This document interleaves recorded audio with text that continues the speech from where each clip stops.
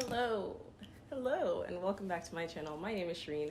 I'm an interior designer in New York City, and in this video, we are going deep inside the wellness series and discussing designing with our five senses, particularly, what's that smell?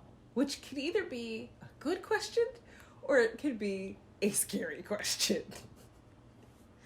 What you notice with interior design is when you walk into a space, especially a newly finished space or a newly refined space, it's obviously a clean space. Most of the things in there are new or polished and refinished, and they have all these great touches on them, and that means it smells amazing. It usually has some great compilation of scent or odor, whatever that is, and commercial spaces have a reset.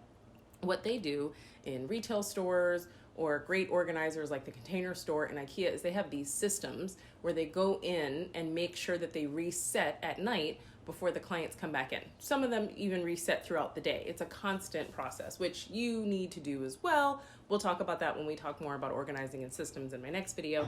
But in this one, we're focusing on how we can do some of those things at home that help our place smell like the commercial spaces. Because the reality is, we're cleaning all the time, but it still doesn't necessarily smell the way we want it to smell, or it may not. I don't know how your space smells. I'm not gonna say, but I will say that whenever I'm doing a consultation, I always ask my clients whether they're candle people or diffuser people, flower people, Christmas tree and pine people. It helps me determine what kind of scents they're into. If they like to have fruits on the countertop, and that's something that they do, they probably are into more citrusy smells. If they're flower people, obviously they like floral things.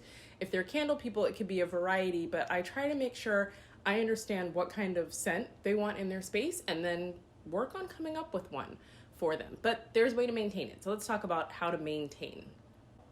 Maintaining a specific smell can be tricky. You have so many things in your space that capture odor that we have to attack. So number one, the trash. Everyone knows this one.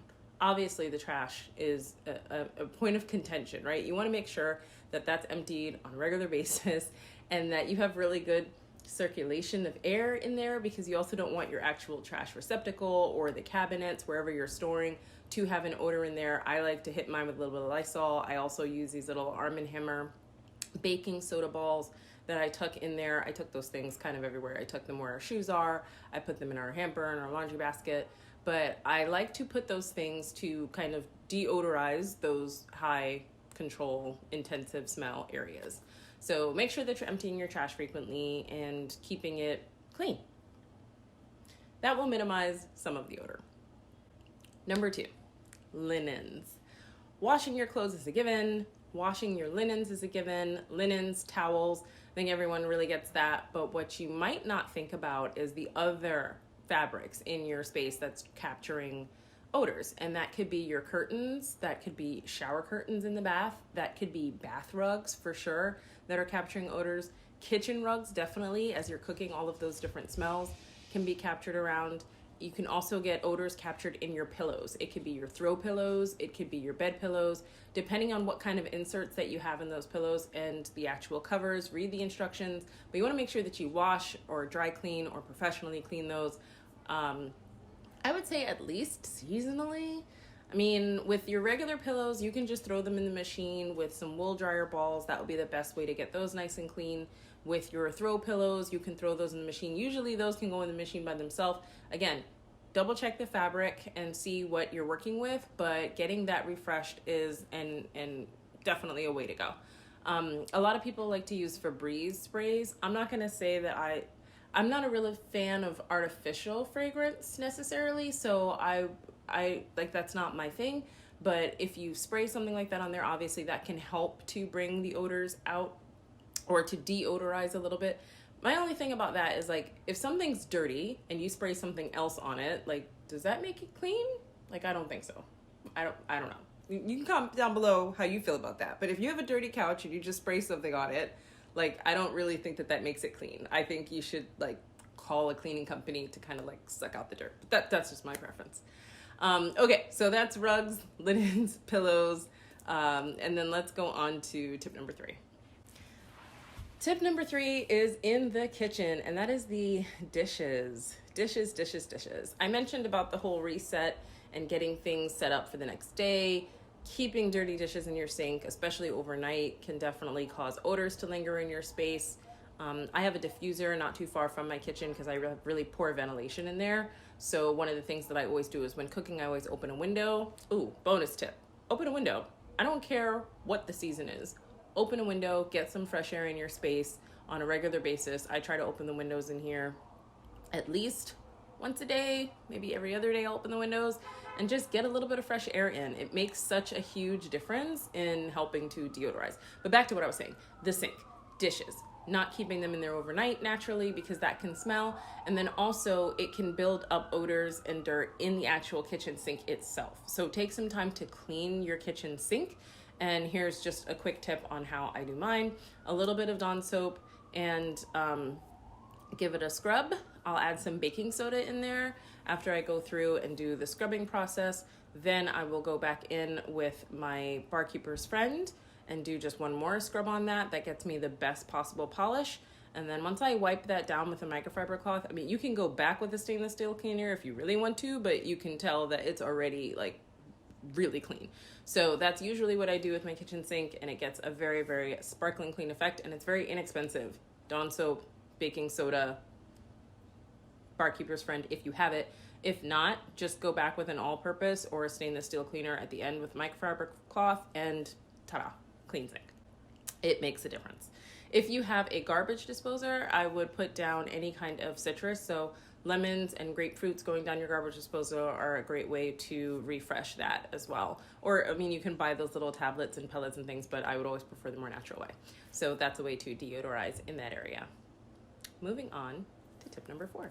Okay, number 4 is the refrigerator. We are still living in the fridge, or we're still living in the kitchen. So the refrigerator is a space that a lot of odors can come from. You want to be mindful of the expiration dates on your foods. You want to keep cold things that need to stay particularly cold as far back into the freezer as possible. Things that don't necessarily need to stay as cold can be closer to the front, like your fruit, for example. You don't want that to turn into an icicle. You want to check the temperature on your fridge, keep it at the right temperature. All of these things help keep your food fresh and stay as long as they can. But once that date has hit that food needs to go, it's time to go. And if you don't dispose of it, you're going to have odors leaking out of your, or I should say lurking out of your refrigerator. Just be careful. Anyway, keep the food fresh. Set the temperature in your refrigerator, clear it out, and then seasonally make sure that you give your refrigerator a good clean out as well. That'll help minimize the odors. On to tip number 5. All right, tip number 5, rugs and carpets. I touched on it a little bit earlier when I was going over linens. Rugs is another thing that traps odors. It is something that can hold all of the smells. So you want to go through and make sure that you're vacuuming your rugs. I like to deodorize them with a little bit of baking soda. I don't like to, like I said, I don't like to use the artificial fragrance stuff, but a little bit of baking soda and then a good vacuum cleans it up. On my floors, I'll go through with my steam mop. My steam mop happens to have like Swiffer pads on it right now. When I'm done with those Swiffer pads, I probably will not buy those again. I'm going to do a more sustainable option and get the little microfiber ones that you can just use over and over, wash, replace, and go forward. But currently those Swiffer ones have like a little bit of a deodorizing smell, so it tends to smell pretty fresh. Usually I'll use like the Method floor cleaner on my floors. Those are more natural and I like the way that they smell, particularly the wood cleaner. The almond one smells amazing. So I'll use that on the floor. I also like Dr. Bronner's. Dr. Bronner's has an almond fragrance and a rose fragrance. I'd use that sometimes when cleaning, and that keeps a nice smell in the home. And so deodorizing my rugs, a little bit of baking soda, vacuum, and then going through and doing my steam mop on my floors will get rid of some odors that are on there as well. Bonus tip for this as well. When going through and doing your baseboards, you can do them with a dryer sheet. If you buy dryer sheets, I don't usually buy dryer sheets, but dryer sheets in that corner will pick up all of the lint around the baseboards and get rid of them. I also have some like little Swiffer pads, the little handheld ones, and I use those in the crevice of the crown molding in order to get rid of the lint that's in there, because the lint traps dirt. That lint can the lint can have a lot of allergens in it, and it also can trap odors. So if you're going through all of these things and you get through them all, and you've done this refresh, your home should already be smelling better. Now, if you want to light your candle, or if you want to burn your incense, or if you want to use your diffuser, I will not judge you. You can do that on top of all these other things. But you've tackled the important part, which means you got the cleaning done, and that was the important aspect. So what did we learn today? We learned to keep it clean. I have done a clean with me video already on this channel. You can check it out. I'll link it up here below. But in general, new spaces and clean spaces and wellness and smells play into wellness, because it just makes you feel better when everything smells better and you can breathe better. We talked about air purifying paint already. We talked about these other things that can help clear your air, but you want to make sure that you're also keeping things deodorized and clean in the space to move forward. So continue with that and you will have a clean smelling space. What does clean smell like? It really doesn't have a smell, but it's up to you. It depends on which candle you burn or which diffuser. I'm doing lemongrass today, but it depends on what you choose to burn in your space after you've done all the steps we talked about today.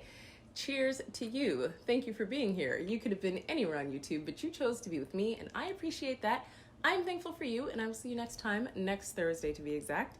Ciao.